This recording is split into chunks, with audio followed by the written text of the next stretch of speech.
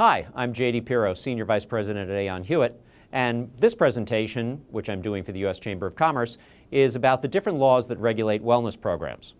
Wellness programs have the dubious distinction of being regulated by not one, not two, but three different federal laws administered by four separate federal agencies. And only one of those laws, which is HIPAA, actually has a comprehensive regulatory scheme that's out there for employers to follow. If you take a look at the first slide, you'll notice that wellness programs are broadly defined and divided into two categories: participatory wellness programs and health contingent wellness programs. And to make things even more complicated, health contingent wellness programs are divided into activity-only programs and outcomes-based programs. And if you want to get into a little more detail, the outcomes-based programs allow you to give rewards, but those rewards have to be limited. They can't be more than 30% of the cost of the coverage that's been elected by the employee. That can go up to 50% in the case of tobacco cessation programs. For the two other laws, the Genetic Information Non-Discrimination Act and the Americans with Disabilities Act, there are no regulations out there. Under GINA, employers are permitted to collect family medical history from employees. But family is very broadly defined. It includes not just the employee, but includes the employee's spouse as well. So that makes it a little more complicated when you're trying to collect information on the health status of employees and their spouses, because GINA doesn't permit that to happen unless it's in accordance with the statute.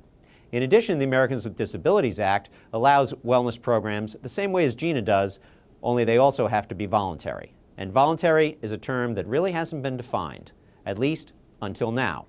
In 2014, as you'll see from the next slide, the Equal Employment Opportunity Commission sued three employers for wellness programs that they considered to be too aggressive under GINA and the ADA.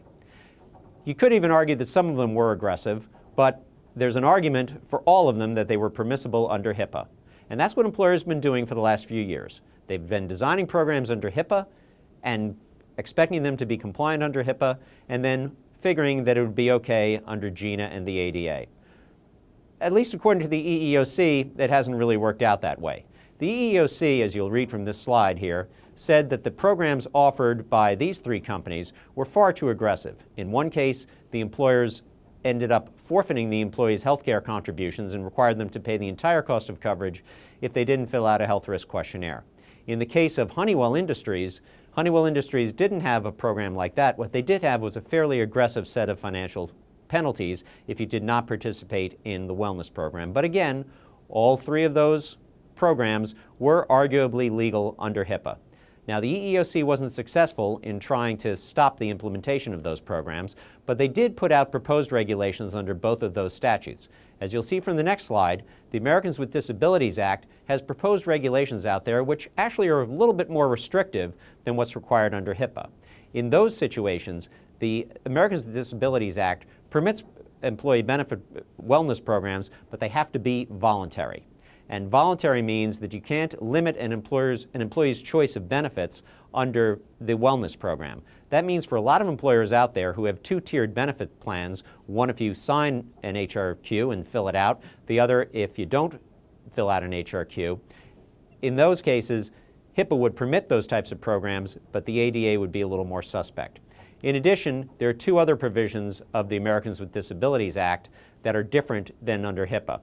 In the Americans with Disabilities Act, there is a much more restrictive limitation on the financial reward that's provided to the employees, as you'll see from that slide there. In addition, there are also significant restrictions on smoking cessation programs. One set of limits on rewards apply if you're asking about smoking status. A second set of limits apply if you're actually testing for tobacco use. As you see here now on slide 4, the EEOC has proposed regulations under GINA, which provide a third way of calculating the financial rewards. In this case, the reward is limited to 30% of the cost of the coverage in which the employee is enrolled, along with the employee's spouse, but there's an apportionment of the reward. A certain portion is attributable to the employee's participation. The rest of it is attributable to the spouse's participation. So in this case, you actually have three possible regulations, one final, two proposed, that have three different methods of calculating the financial incentives available to an employee in wellness programs. And as a result, three different calculations that employers have to go through in order to be sure that they're compliant with the law. It all goes to the question of what's a voluntary wellness program. And as we've noted here, the EEOC has a very different definition of voluntary than the other three agencies that are administering wellness program rules. And that's where the courts come in. As you can see on this page, a court in the Western District of Wisconsin ruled that it doesn't matter under the Americans with Disabilities Act whether the program is voluntary. What simply matters is whether or not the program is part of a safe harbor under the statute. If it's a program for administering, managing, or classifying risk, then it's permissible, and you don't even have to look at whether or not it's voluntary. Not surprisingly, the EEOC disagrees with this interpretation, and they'll likely be filing an appeal for this. So, if you want to find out what happens with that, tune in for the next chapter. More to follow.